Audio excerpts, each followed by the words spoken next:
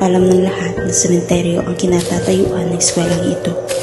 Maraming sabi-sabi na may mga naririnig daw silang kumakanta, bumubulong, naguhulong, katok sa pintuan, o di kaya ay parang may nakasunod sa iyong likuran. At sa tahimik na pasilyo ng gusaling ito, kakaiba ang iyong mararamdaman. Sa pagkagat ng dilim, katahimikan ang lumibalot sa bawat silid na magpapadaan ng iyong tingin. Ikaw, ano ang nakakapanindig balatibo mong karanasan?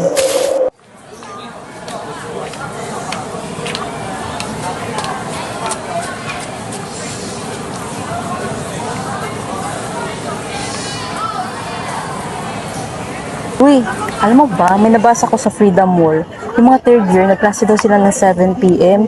Tapos may kumatok sa pintuan. Yung pag-open nila, wala raw tao. Ano ka ba?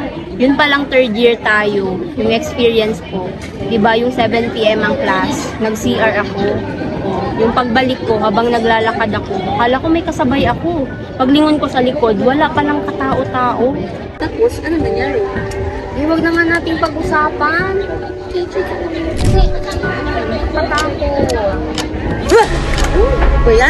Hoy, alam niyo ba, nakasalubong ko si ma'am. Tapos? Ano tapos? Sabi niya, mamaya na daw siya mag-meet 6 p.m. 6 p.m. ang layo pa nun. Ba yan? Uy, Yan nanas ang mo na time sa mo, GC. Message ka na dun. Anong room nga ulit tayo? Wala. May signal ba kayo? Wala akong signal dito. Alam mo naman, nga tong building na to.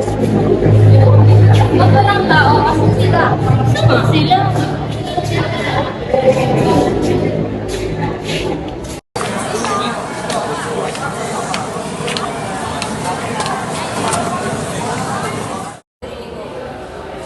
Kaya ba't ba kayo nandito? Di ba nag-announce sa GC na walang klase? Hindi niyo ba nakita? Ay, hindi namin alam. Kanina pa kasi kami wala, net. Ah, okay. Pero una na ako ha.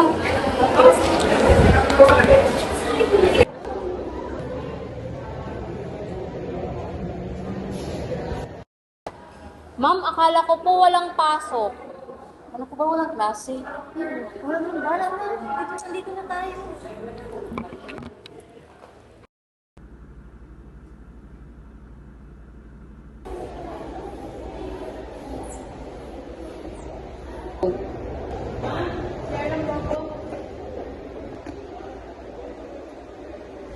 Okay na, narinig ka na. Ay, ka na doon.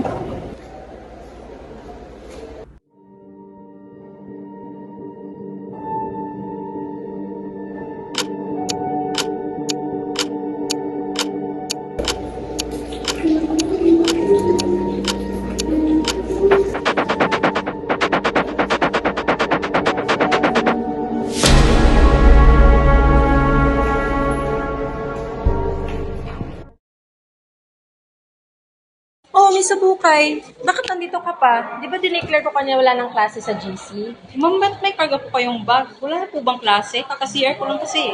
Kasi nga, nag-meeting lang kami. Sabi ko walang klase. In-announce ko na yun kanina. Kayo talaga. Oh, sige na, uwi na kayo. Gabi na. Guys, wala naman